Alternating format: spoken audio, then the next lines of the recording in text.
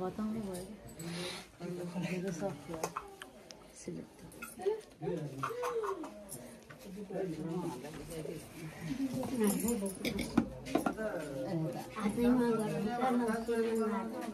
यता कान्छी म त बसेर हेर्छु एकछिन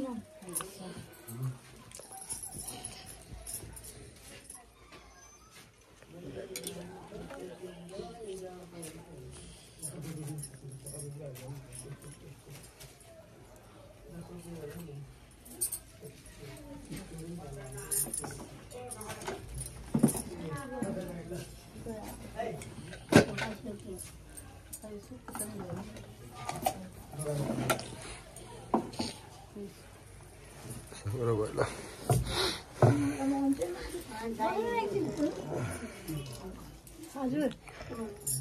यो भाइ हो त ममताको दाइ शङ्खा भन्नु